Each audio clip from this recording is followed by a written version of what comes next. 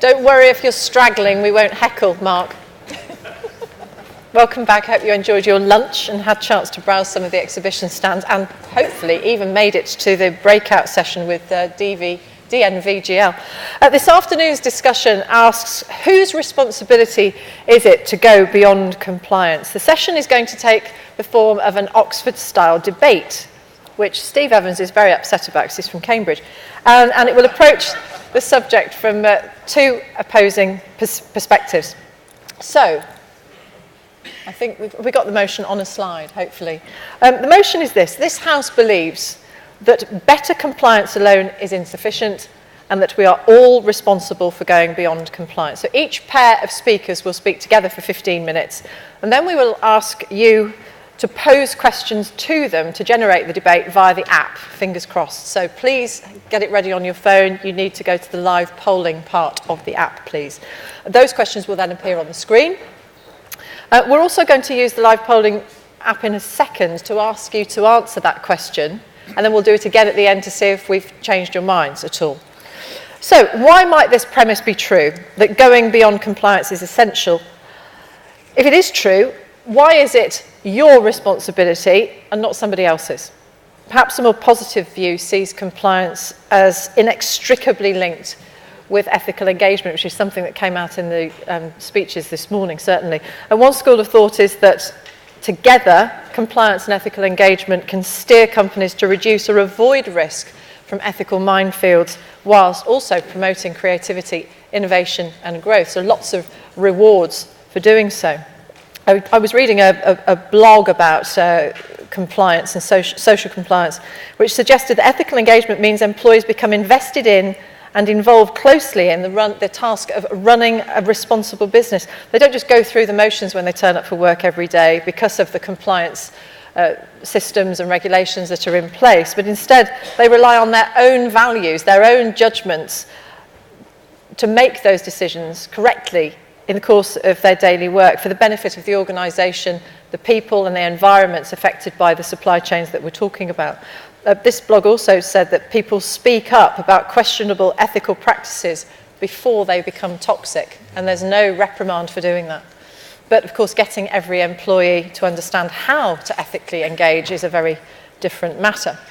So during this debate, we're going to ask, I hope this isn't a shock to you all, but I'm going to ask each pair to look at where the responsibilities lie in the whole supply chain, the wide range of tools that are available, including audits, the limitations of each of those, and whether brands are using each of those tools correctly. Better compliance refers to company codes and local and international law. What are the expectations from each perspective in the supply chain in terms of better compliance?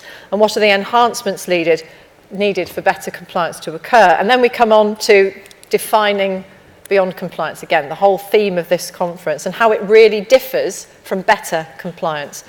They may want to offer suggestions on how to act to make sure that better compliance occurs and that beyond compliance occurs, and how to encourage shared responsibility. So our four debaters are Jill Tucker, Head of Supply Chain Innovation and Transformation with the C&A Foundation. Jill is recognised within the apparel industry as an authority on delivering innovations that address working condition challenges.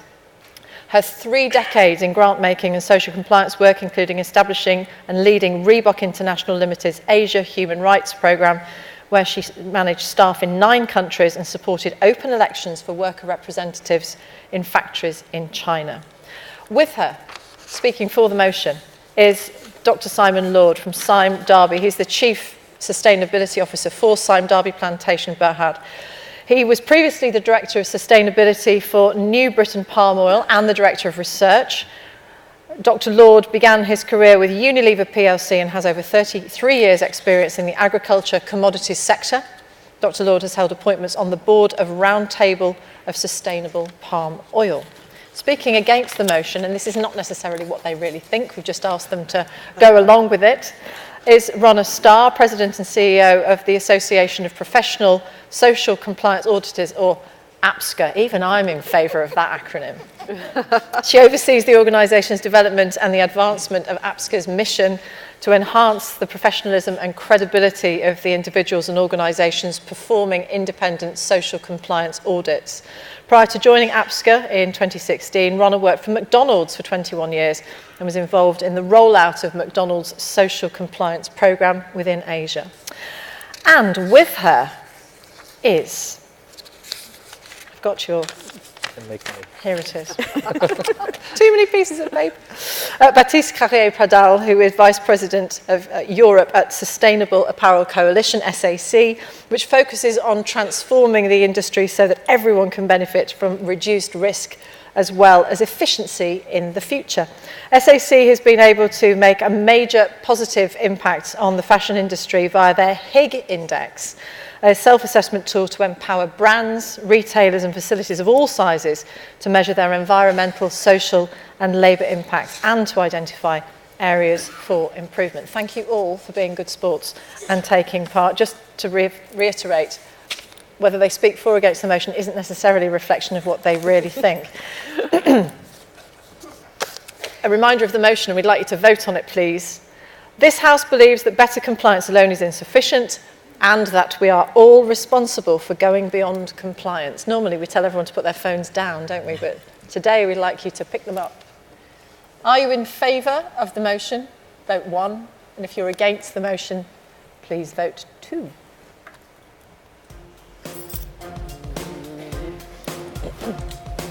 Should have brought our phones. Yeah, exactly. Yes, we should have done that. Or we should tell them that if they vote for their pretty keys. Or... Okay. Yes. Oh, look at that. Right. Well, we're on.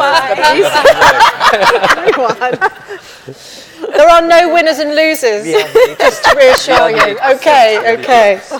You get special prizes for taking part. Thank you. Okay, so let's make a start then. Speaking for the motion, Jill and Simon.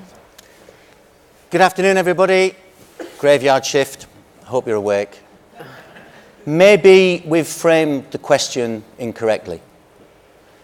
Not better compliance, not beyond compliance. Should it really be compliance and beyond? Because there is a place in compliance, there is a place for certification, audits or verification. Let me put that into context then as to what that place is, because it's limited. Oil palm sector, many of you will know, is perhaps one of the most audited sectors in the world. It's certainly the most scrutinised crop on the world, and quite rightly so. We're no stranger to audits.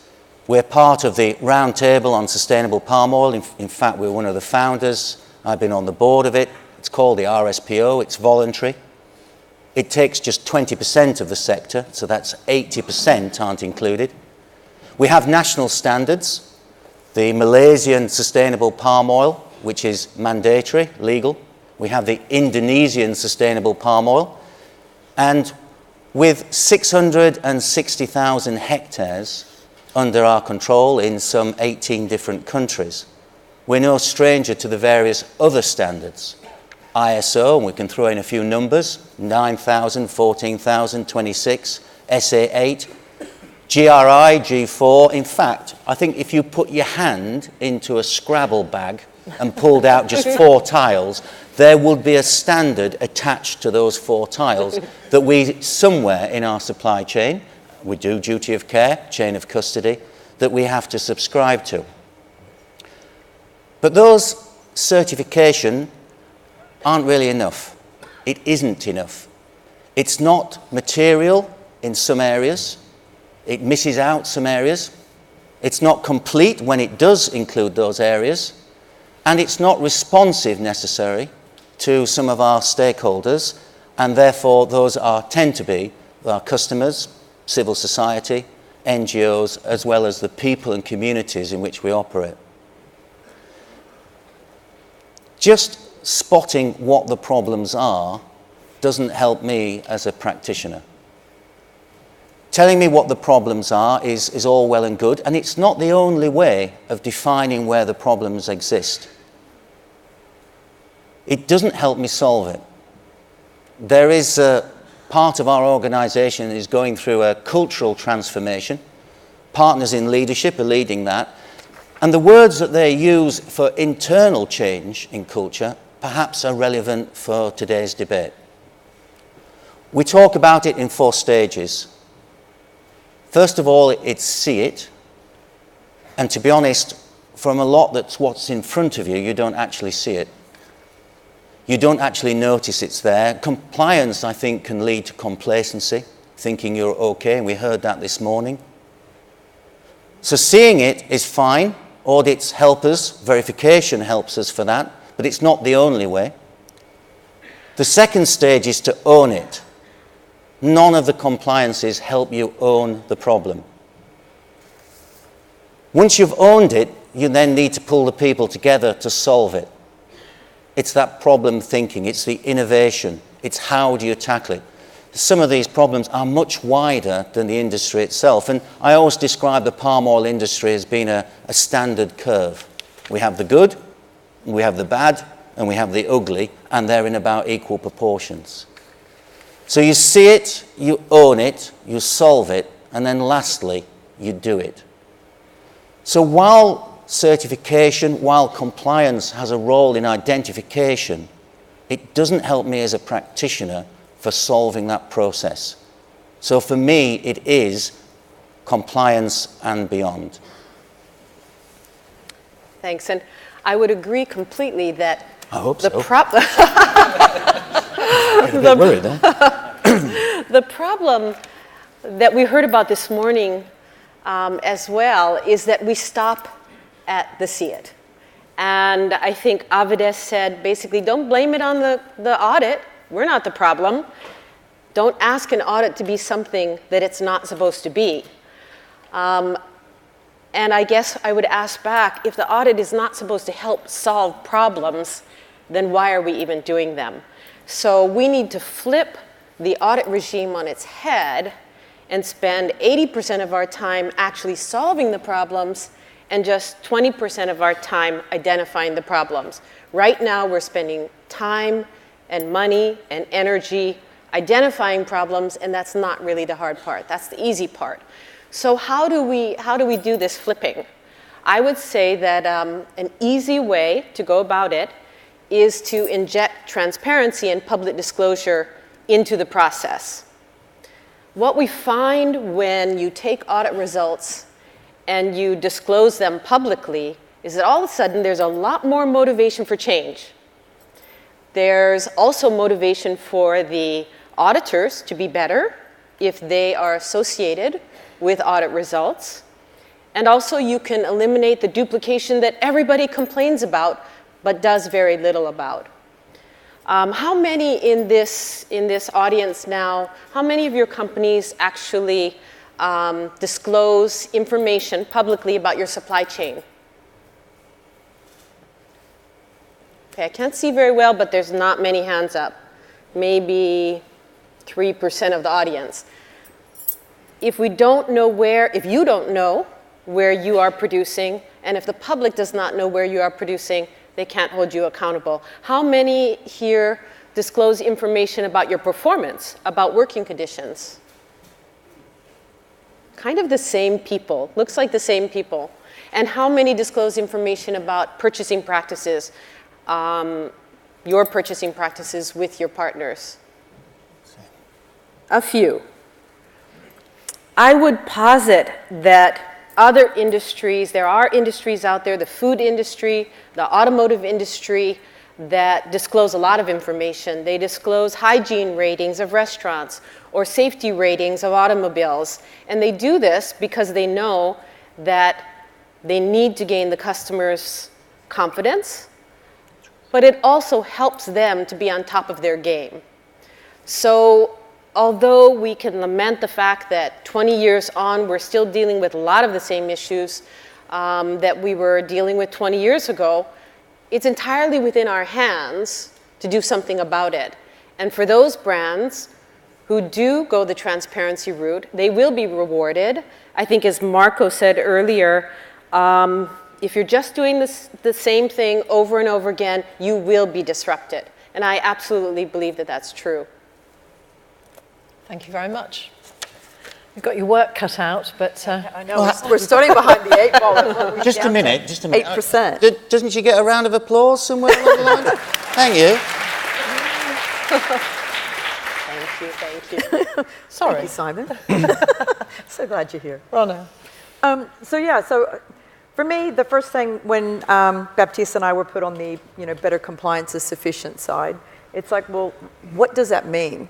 When we first were talking about it, it's like I didn't know what better compliance meant. I didn't know what beyond compliance meant, right? I mean, what's the difference between the two? So, as you do, you resort to Google, who then took me to the Cambridge English Dictionary, as opposed to the Webster Dictionary. And the definition is the art of obeying an order, rule, or request. And it's the next part that I found the most interesting. It is the job of the inspector to enforce compliance. And for me, that immediately said, herein lies our problem, right? Because going back to the audit, the auditor can't enforce compliance. The audit is out there, and as Avita said, we're weighing the bloody pig, and we all like bacon. We're weighing the pig to identify where that we're at, but the auditor doesn't have a level of influence on the individual facility to therefore enforce compliance. We need to work together as a team. I agree, and that's why APSCA exists, is to improve the quality of the audit that takes place so that we can better understand where we're at the moment.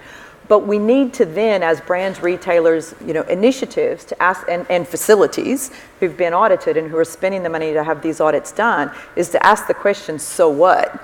We've got an audit report here. Whether it's transparent or whether it's not is, not necessarily the point right now, but it's what are you going to do with the information once you get it? Because if all you do is file it either in the round bin underneath your desk or file it away on the shelf until somebody comes back next time, you are not going to move forward. Nothing's going to change unless you sit down and really take that audit report and determine what was the root cause of how the issues happened in the first place, and then develop what that long-term corrective action plan is. Because part of my thinking is that once you get to compliance, it's a whole lot harder to be able to stay there. You can get to compliance, probably not too terribly hard to get there, but it's being able to stay there, embedding it in the business, and that takes everybody. It can't just be one person. It can't just be the person working in social compliance within your brand or retailer. It takes the people that are doing the buying. And we heard earlier today, and I'm sorry, it was either Baptiste or some other really brilliant person on the panel, because there was a lot of great comments that happened this morning, that it really is about that whole big picture. It's about embedding it into the work. We shouldn't be talking about social compliance as an island. We should be talking about it the same as we do with food safety, the same as we do with quality. It starts from the very beginning and it works its way all the way through. Save something for you, Baptiste. Oh, thanks a lot. You're welcome. Thanks a lot. So, perfect. That was wonderful. That was wonderful. So I can only concur with all what you said, and in the name of the 8%, talking to the remaining 92% of the room, so that I would like to really make you come back to the very question. The very question is about, should we go beyond compliance? Cannot we stick just for a while with compliance in a certain way? And in plus of what has been said, and also a bit echoing what was said in the panel in the morning, we all know that today, if we also still talk about compliance, is that because still many things needs to happen there. Marco reminded us that, for instance, 45% of the factory that he visited were still facing zero tolerance. We not even talk about kind of the last point to varnish compliance. We talk about core issue that one faces.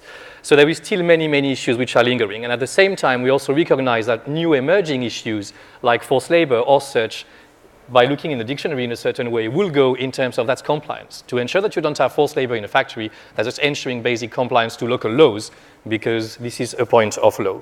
So that's one other thing. And then also, if we still struggle with compliance, and that's why we still have to, at this point in time, still work on that, is because we should not see supply chain as one single static element that you've been working on for 10 years or 20 years, which has been making incremental improvement over the past decade. Supply chain have been moving. There is new countries which have been opened to new sectors. We have now everybody going to Myanmar and new countries where indeed you need to go back to virtually the same program that you were having some time ago, because you need to come back to awareness raising. You need to come back to some of the basic principles that made compliance necessary at first and still make compliance today the key issue. And that's what needs to happen. And also echoing what my partner in crime on this one has mentioned regarding the issues and the need to be able to collaborate further and to really dig and to improve the condition, is that if we come back about one of the main root cause that we have all identified when we were all looking at what's wrong. Why do we still have to talk about compliance and still tackle the issues of, are we paying minimum wage? Do we know exactly what's happening between working hours? Is because one of the main root cause identified is around also buying practices. And what has happened there, and do we still need maybe to also concentrate on the first root cause that we identify, first tackle them before thinking eventually of the concept of beyond compliance.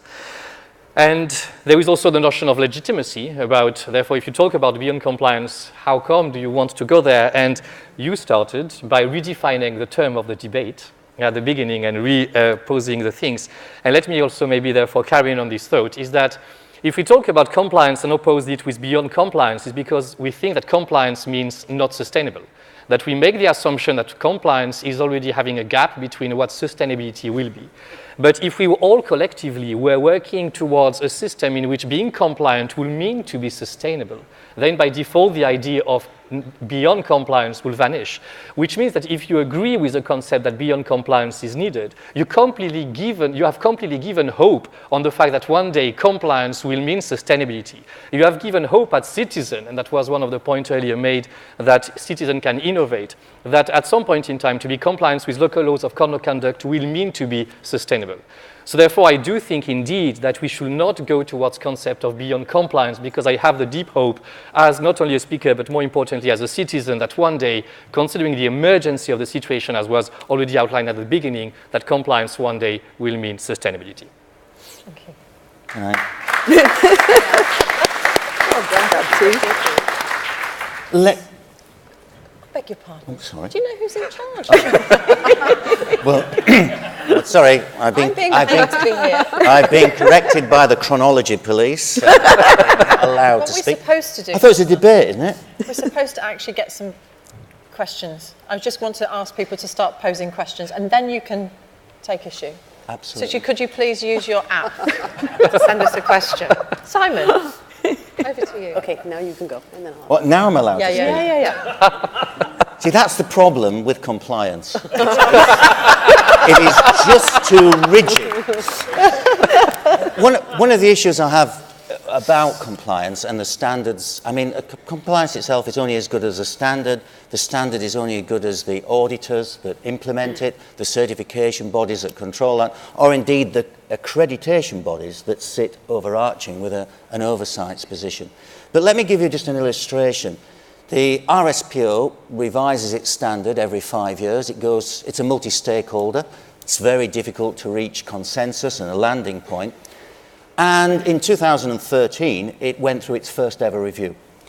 It failed to recognize that there was a lot of stakeholders, both within the grower community, but also the users of palm oil, that actually wanted higher standards in 3 areas.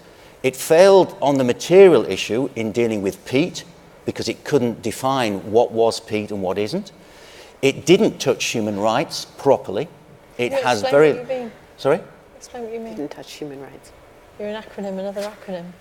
An acronym, another one. You used another one, didn't you just then? Peat. Peat. Peat's not an acronym, no, it's a a- soil. You're just talking about the soil. Yeah, was not obvious. not Pete the man. He's nice. I met Pete, he's over It's here. not obvious. No, Pete the soil. You know, the big black Yes, stuff I know. that you probably use for planting things, and Yeah. you shouldn't. No, you shouldn't.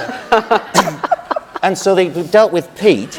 They didn't deal with it completely. They didn't define it. They didn't touch human rights.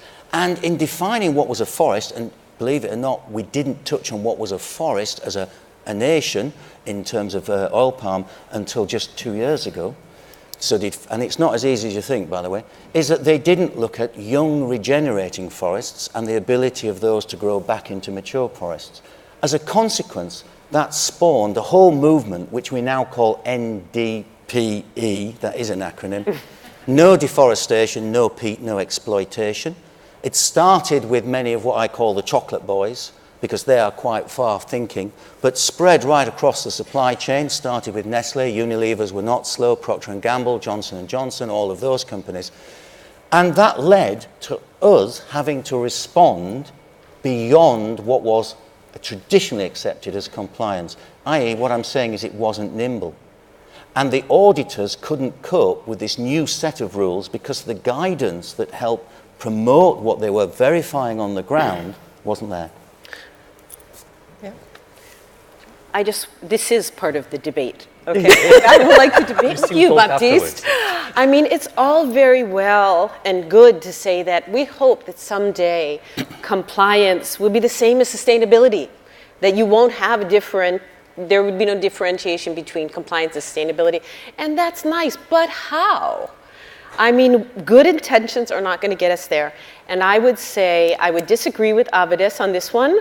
I would say name and shame has gotten us very far in this industry, and it might be the only thing that has really gotten the attention of brands and manufacturers to move.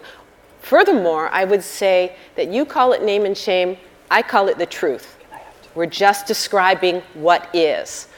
Calling it name and shame is trying to shame it out of existence. Calling it the truth that everybody should know about, I think is more accurate.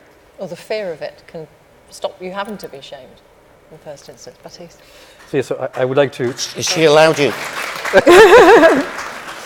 No, I just would like ask to... first.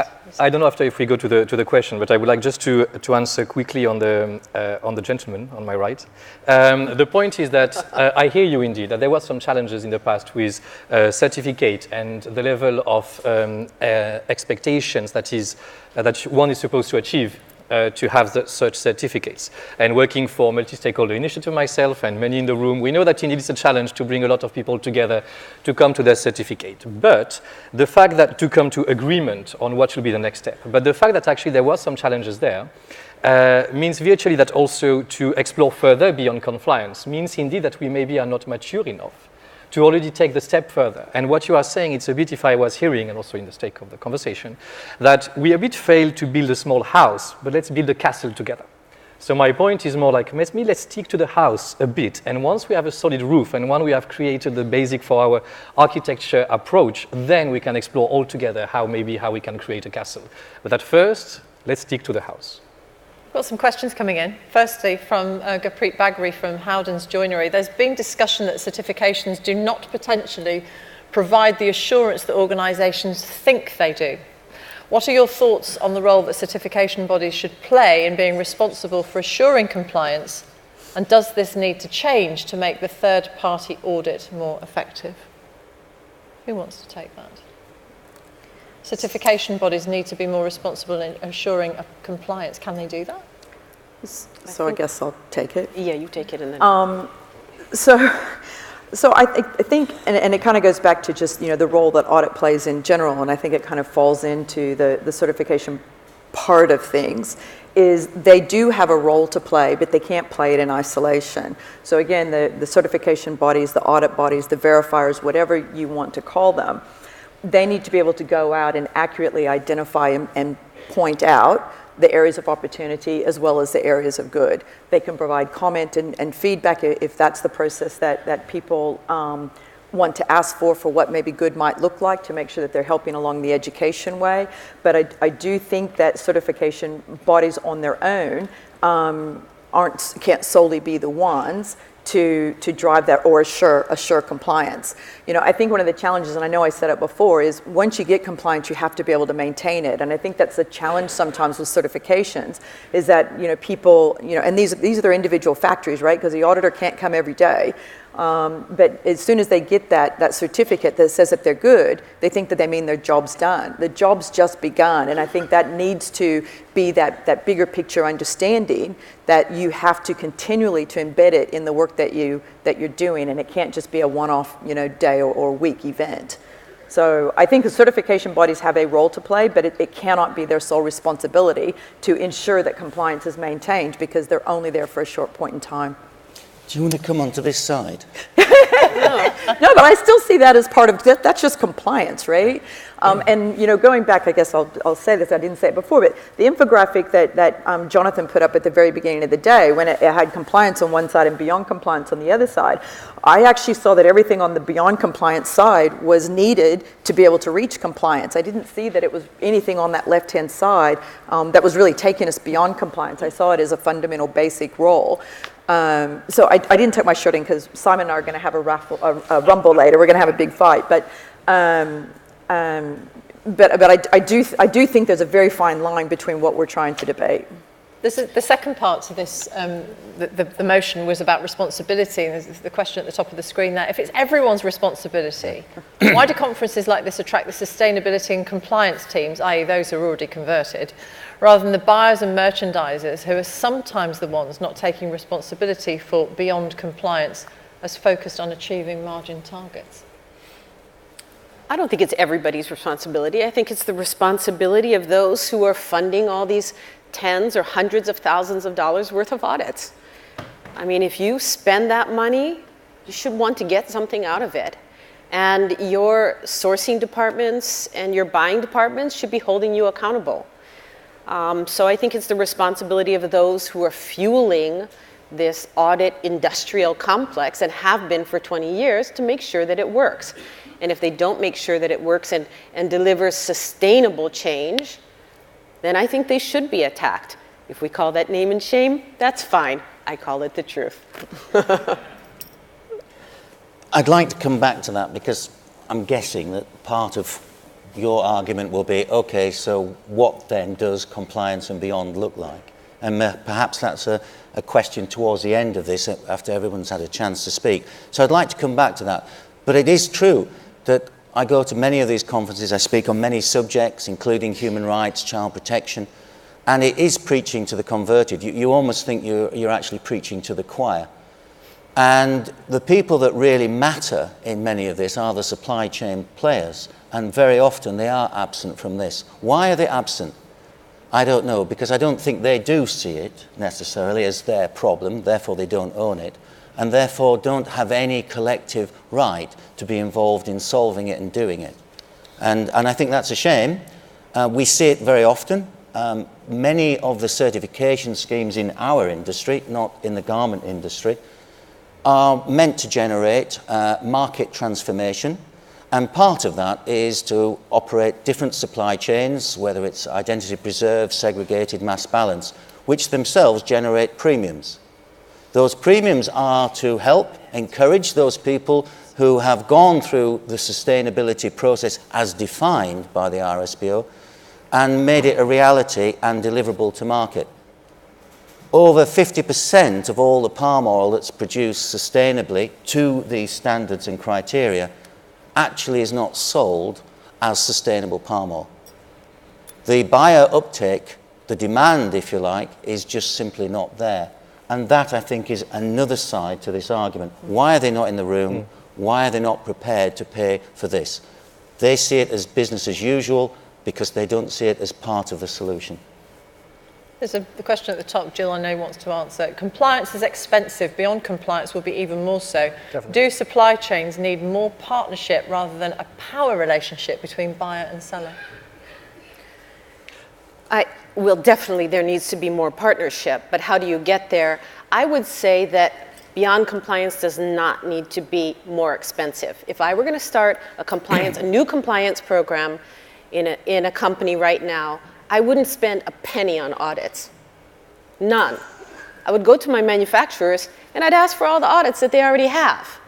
And then I would spend all my time with the manufacturer and the workers trying to resolve those problems. I definitely wouldn't put them through another audit. You can save money if you just use the information that's already out there. That also changes the power relationship because you're not giving that power to the brand. You're saying to the manufacturer, look, you have all this information. Let's take some of the power back and let's solve these problems.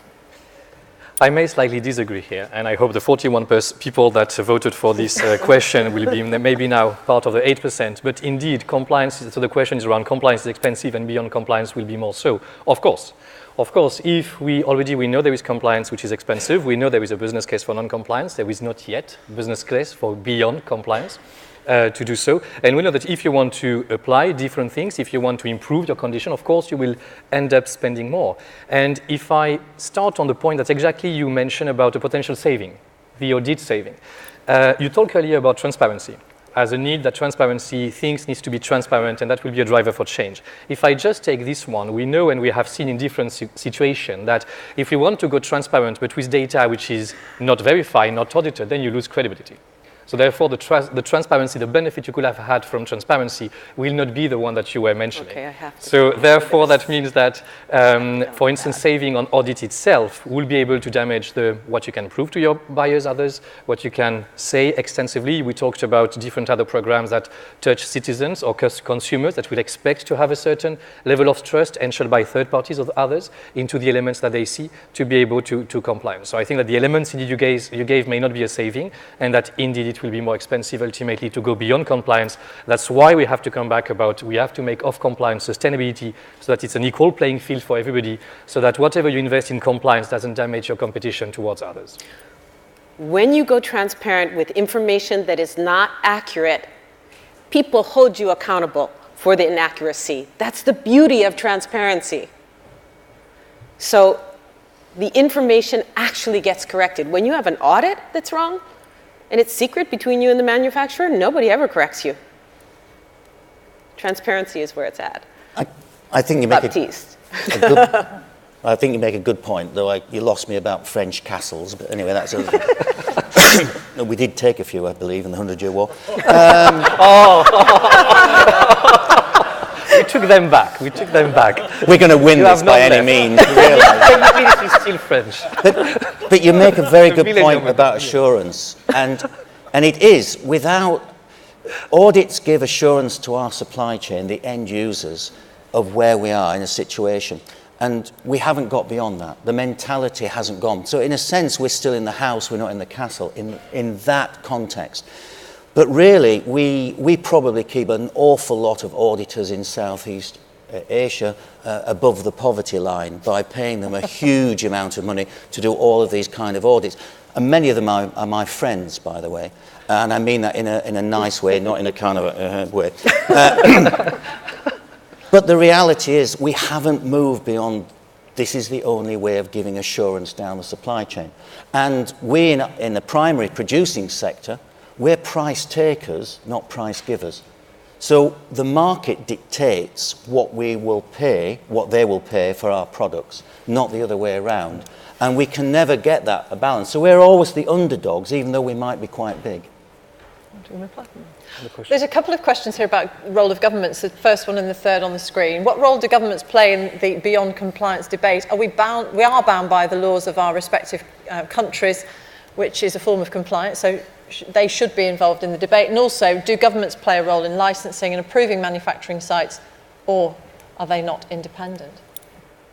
I guess one of the thoughts there, I mean, if I guess at the risk of being a little bit rude, is if the governments were actually following up on their very own laws, and most governments, most of the things that we're auditing to is law, if the governments were actually doing a role and had the capacity to verify that facilities are upholding the laws, then we probably wouldn't be here, right? So we probably wouldn't have a need for social compliance auditing to take place. So I think governments do have a role, and I think that's what Wesley was talking about earlier, is it needs to be that public-private relationship that are trying to work to drive improvement. But I don't know that we're necessarily going to see that in the short term, but I think continuing to have that discussion would be good. Yeah, and also coming back to the point that the role of the government, indeed, by ensuring and enforcing the law and also by creating new laws, indeed are key in the role to make sure that, coming back on the concept that laws at some point should potentially aim at equaling sustainability. When we see the debate and the push of citizens, we know that there is a stake there and an appetite for some policymaker to really make that shift happening and to have them participating. And that also links to the fact that when virtually the same question was asked a century ago about whose responsibility it is to define the laws and to make them sustainable in such a way, there was therefore after the answers given by the ILO, that indeed it's the work of not only the governments, not only the private sector, but also the workers. And that is only when the three parties come together that then we can move forward. And also coming back on the very concept of the ILO, that it's just by making better laws, which are properly enforced in an intelligent way, that then you will be able to come to a better world. At the risk of giving you ammunition, I mean, I know of one example in Papua New Guinea where the standards for environmental management, which were taken and abstracted from the RSPO standard, were actually used by all the stakeholders to change the Environmental Act of 2012. and to make it stronger and replace some of the outdated codes of practice. So I think that is a role where governments can then step in. There is another role, so I'm taking away the ammunition now, in that there is another role in Sabah, where the provincial government of Sabah in the north of Borneo is using a jurisdictional approach to apply the standards of what it considers to be responsible production across not just the whole supply chain, but also at a landscape and also a livelihoods level. So I think those are roles where the government can play, but at the same time, it all comes to whether or not you can enforce. Do you have enough officers on the ground? Are those officers as well informed as they should be? Can they actually make a difference? Now, they're compliance officers, the law is on their side, but often the mobility of those officers, getting them to locations, and actually the quality of those officers is questionable. We operate in Liberia. Liberia, a very impoverished country. It doesn't have the capacity to enforce the laws which were governed and guided by the United States as to what the EPA, the Environmental Protection Agency, and acts were. It just simply doesn't have that capacity. So in other areas, the government fails in its duty to ensure compliance. There's a question towards the bottom, but it's specifically to Jill, which is coming back to this idea of transparency again. What you define as truth instead of name and shame, it can jeopardise the livelihood of a lot of people working in certain industries. Therefore, rather than name and shame, by working together with your supply chain in an undisclosed manner, generally speaking, you'll be able to achieve continuous improvement. Save people. Yeah, I wish face. that were true. I also believe that transparency should be implemented in the right way. I mean, I wish it were true that if you work confidentially and in an undisclosed manner with your suppliers, then all boats will rise. But I don't think that the last 20 years of compliance, at least in the apparel industry, has proven that to be true.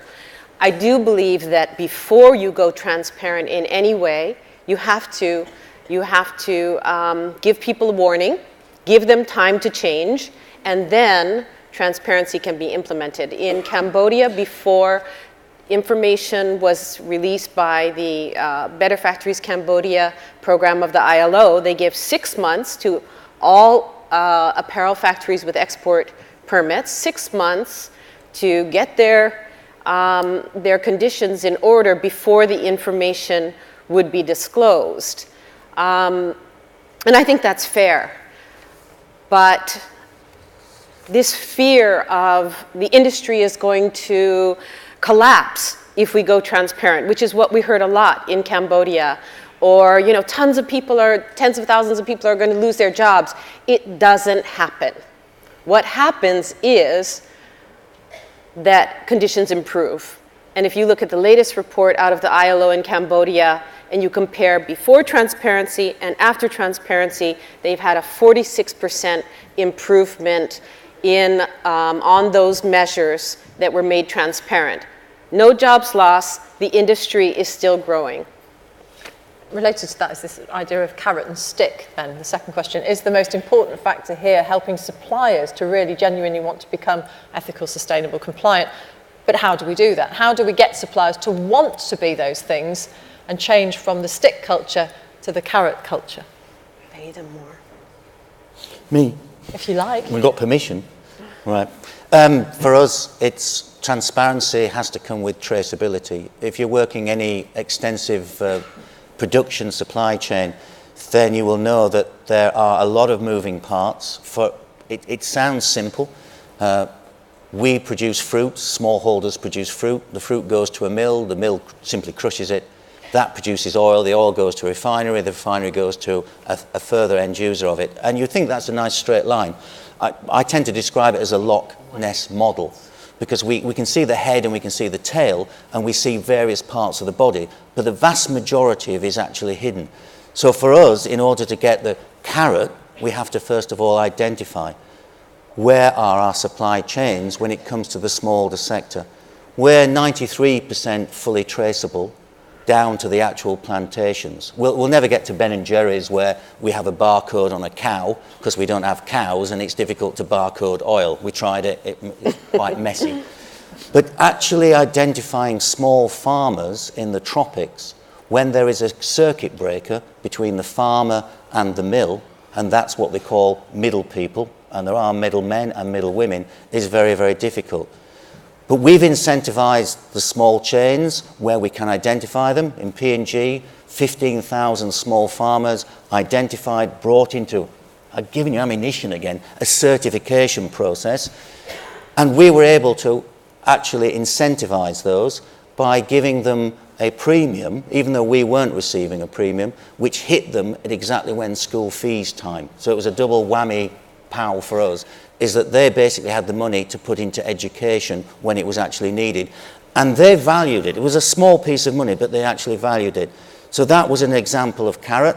I'm used to being hit by sticks. We get hit by sticks quite a lot.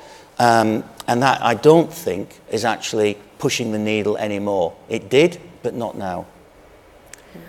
And I think you've just hit it on the head, that there has to be some incentive. That how are you going to get manufacturers to want to do this if there is no incentive? I always think of a Korean manufacturer who said to me, compliance can help you to lose orders, but it doesn't help you to get more orders. And I think that unfortunately is often true. And I think that's a problem in the industry that we all have to try to fix. I just want to look at this second question where it talks about, are we willing to, talking about different standards of compliance at different tiers of the supply chain, are we willing to trade better conditions in the top tier for deplorable conditions for people deeper in the supply chain? Is that... I definitely don't think that's what we're saying by any means at all, and I think we all agree on that. Yeah, so much for the debate. But I do think part of it is also almost, call it pass it back, right? So as you're working with your top tier suppliers and you're going through the training and the education and the validation, and you're working with them to improve, it's their responsibility to be working with their suppliers. It sort of continues to go down. But will there necessarily be a dilution of sorts, or can you maintain that level of compliance all the way through? It definitely, I believe it is definitely more difficult the further away you get from where your level of influence is, because you don't have a direct link with, in the case of my formal world, we didn't have a direct link most of the time with farms. When it came to coffee and cocoa and some of the other elements which were ingredients into a bigger product. So you don't have that influence all the way down. But if you can work with the suppliers up the top and help to encourage and educate them on why it is more important, and help them to sing from your same songbook and filter it on down, then it helps. But absolutely, we would not want to, I certainly would never advocate for making sure everything's fine at tier 1, because you're just as vulnerable with tier 5 and 6, probably more vulnerable at tier 5 or 6. I've got to ask the top question because it's been sitting there for ages and 26 people like it. If we are all responsible for compliance in the supply chain, which party should be taking the lead? I think that we will come back about, we've done a lot of audits in the past, so we have a lot of root cause which have been identified. So I think it really comes back about in which segment of the value chain, of the supply chain we talk. So primarily I think that indeed the one that should be taking the lead, and that comes back maybe to the point that was earlier mentioned, should be the manufacturer first, the factory first. That when we talk about how to make a facility site more sustainable, or more, compliant, then by default that means that this is this facility that has to be the leader in making themselves more sustainable. And same will come for brands or retailer. I talked earlier regarding business practices and buying practices. So if you want to make sure that this is also a brand that has to lead themselves, their way of changing themselves, so that each of the responsibilities should, and the leader for each of the elements that has been identified in prior root cause should be led by the person that will be enforcing that themselves. I think always that if somebody else leads and tells you how you have to change yourself, it's always more difficult when you really realize that and you're able to move forward yourself. Do you want to go? I would say the one that needs to take the lead is the one with the most power. And in this relationship, it's almost always the brand. The conditions at the factory level aren't necessarily within their power to change. It could be that the relationship with the brand, the way they source, the way they place orders, are actually causing a lot of the problems at the manufacturing level. So yes, it has to be both of them, but the party with the most power, the most ability to make the change, I think, is the buyer. Not the brand, but the buyer.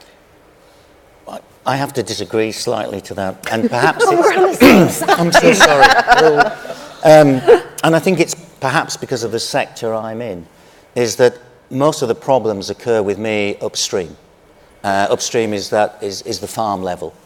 And those are the questions of human rights, abuse, trafficked labour, bonded labour, children working in small farms, all those kinds of issues. And I think we have to take in the middle ownership so that we become this connect between the small farmer, the big growers, and the brands who buy from us.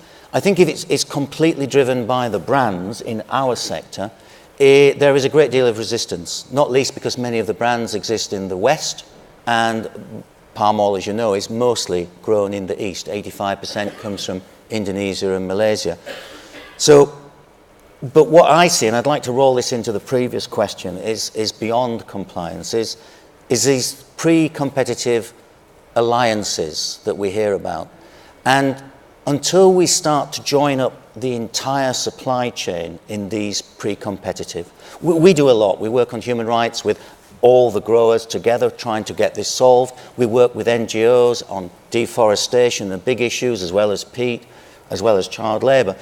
But actually what I'm thinking about for the future is we need to have these pre-competitive, not breaking any antitrust laws, but working together all the way through the supply chain. And it's what Sally was alluding to this morning when she talked about putting more in than you're actually getting out of your supply chain. So that's what I'd like to see beyond compliance, or compliance and beyond, looking like. We've only got a couple of minutes. I'll just quickly rip through a couple if we can. This morning, Wesley talked about the difficulty of measuring. Are we measuring the right things? Is there enough rigour over those measurements? So then, how do we, and that's in audits, but how do we measure and communicate beyond compliance to allow us to measure and manage progress? I think that has to be them. You have to answer Really? that. I mean, well, yeah, you're saying how do you measure and communicate beyond compliance, and that's what you're arguing for. I mean, I think you have to pick a few individual items and decide what you're going to measure. I forget who said it earlier today. You know, Marco, I think it was just talking about just a couple of items. But I mean, and I think we all talked about that a lot of the beyond compliance elements are required to just meet compliance as well. There are some measurements already out there. I don't know who has seen the Fashion Transparency Index from Fashion Revolution from last year, 2017. They rated 100 apparel brands, not on how good they are, how bad they are, but just simply on how transparent they are. And they have a very clear description of their methodology. And to be fair to the manufacturers, the ratings to of the manufacturers were given to the manufacturers before this was publicly disclosed so that they could dispute their rating. So I think it was a very fair process. And what you saw is the brands that we usually admire. Some of the athletic footwear brands, they were much higher rated than some of the other brands, and especially luxury brands that haven't done a lot of work in this area. So some of these measurements are already out there and I think have very good methodology, and we can trust them. I just want to look at the second question just briefly on the screen because it has come from the webcast audience, and I really want to include people joining us online. How do the panellists see the kind of role of the buying teams of the retailers and brands when they choose or reject the suppliers? It's been observed that they put commercial pressures on the compliance teams, which leads to lapses in pushing the efforts of compliance programs. Do they see this gap to be closing sometime in the future so that buying teams will also understand more about compliance programs? I think I see this particular area as what we said before, is it has to be embedded holistic. I think as long as we keep, responsible sourcing, social compliance, keep that all separate as a pillar and not have it embedded into the buying teams, part of their own KPIs about making sure that the people that they're buying from are from the facilities that they're buying from are operating in an ethical fashion. I think that this will continue to be an issue. But I see it has to be a holistic approach, not islands. We agree. We win. As long as the buying teams, their KPIs are to get the best possible deal for themselves, then that will always be the case when you have a buyer and a seller in a room. It talks about dollars and cents. What we need to get is the compliance people, or the sustainability people or the CSR, whichever you define it as, in the same room, so the debate can be widened, so you get an equitable solution, not just simply the power base wins. One final question. What can we do within the audit process, be it RAP or Sedex or others, that make the process more transparent? What one thing would you change? We already know the answer that Jill's going to give, so name and shame. No. I think certainly from, and putting my APSCA hat on for just a second, I think one of the things is what we are trying to do, and we're working very closely with RAP, obviously, as our chair, Sedex, who is also on our stakeholder board, and our data privacy officer.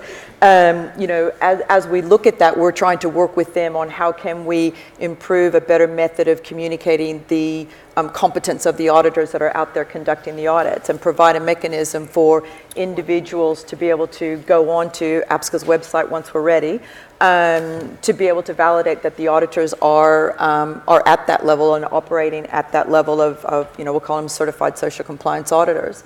And then also understand, their level of being in good standing or not in good standing, the same as we would from an accounting perspective or a legal perspective. You would, if you're going to hire an accountant to do work for you or a lawyer to do work for you, you want to validate that they've at least met those minimum expectations of passing the bar or passing CPA. And we want to do that for the auditors so that people can have the confidence in the audit reports that they are receiving or getting. Jill, just briefly. And that would be name and fame. You give credit to those who are doing the right thing. Yeah. And I think that's what we all want in the long run. Yep. We hadn't got many people to convince that the motion was worth supporting, but let's have a go. If we can we put it back up and vote again on the motion while I read it? This House believes that better compliance alone is insufficient, and we are all responsible for going beyond compliance. Please vote. If we've lost any votes, that would be bad. 1 in favour of the motion, 2 against. Uh-oh. See if it's moved at all. Love the music.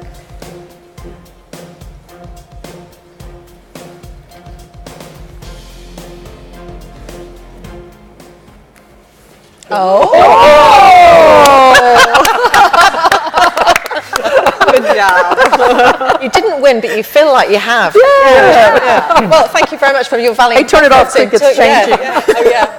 It's moving. Hang on, it's not finished. You've just gone down. Yeah, we lost. Yeah, you've lost 3%. No, that was a valiant effort to speak against your own deeply held convictions. Baptiste, Rona, Jill and Simon, thank you very much for taking part in that debate. Thanks, Martine. That was very good. And thank you for all of your questions too. Just quickly, breakout sessions follow, and we're already 5 minutes late. I apologise to those running those sessions. Session 1 is here in the Porter Tun room. If you're going to session 2, you're downstairs in Queen Charlotte, and if you're going to session 3, you are just here. Mark is waving his arms. That's in the upper sugar room. Please make your way there as promptly as you can. Just before 4 o'clock, more refreshments. And then Jonathan will be back to explain what's been happening to the companies who won the awards last year, and looking ahead to who's been shortlisted for this year's awards. And then we'll hear from Trevor Waldock of Emerging Leaders. You're all moving. Yay, thank you.